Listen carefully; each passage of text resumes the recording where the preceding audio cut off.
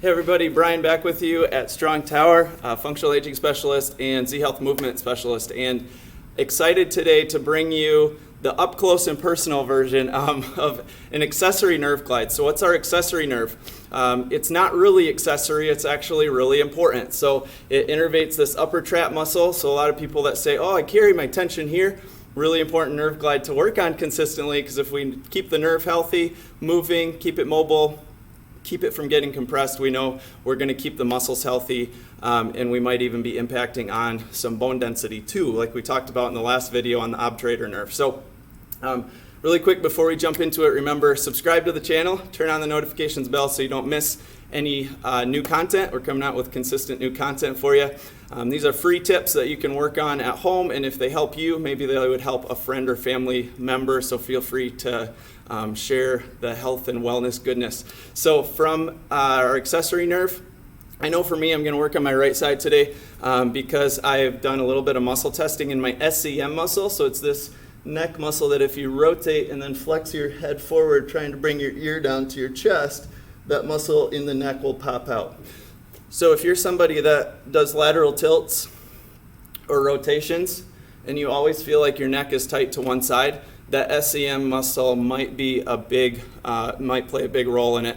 And sometimes it's the health of the nerve, not the muscle. So there's, manual release techniques. People will say, oh, let's massage it, let's stretch it. And if the muscle wants to stay tight and the nerve's not healthy, you can do a lot of jamming into it and stretch it. And you might be doing that for 6 months and really not get any long-term day-to-day results where the results stick past, a few minutes or an hour past the actual techniques that you're working on, because the nerve needs the work, not just the muscle. So this can help with that, I hope.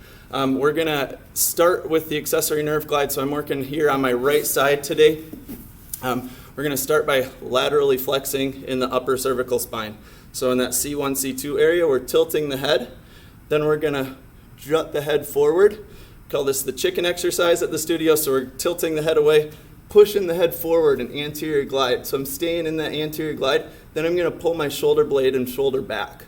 So I want this side that I tilted away from to pull back, and then I'm going to tuck my chin to my chest. So this is the tensioning position. Remember, 3 out of 10 max intensity.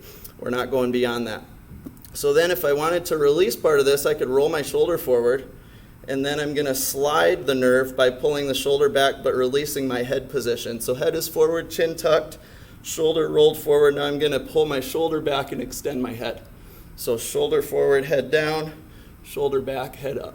Shoulder forward, head down, shoulder back, head up. And what this does is takes the nerve and slides it or flosses it, and that is a great technique actually to help with the mobility of the nerve, help it to glide through the tissues around it. We call those sliding surfaces, and if you have sliding surfaces, you have healthier tissues typically, better circulation, and better function. So that's the accessory, both the tensioner, we went head away, head forward, shoulder back, chin tuck, chin to chest. So that's my tensioner. And then the slider, we're going to go ahead and pull the shoulder forward. And then as I set the shoulder back, I'm going to release the head position or extend back. And then shoulder and head coordinating a forward back. So shoulder back, head up, shoulder forward, head down. And I'm trying to maintain that anterior, that forward glide with the head throughout.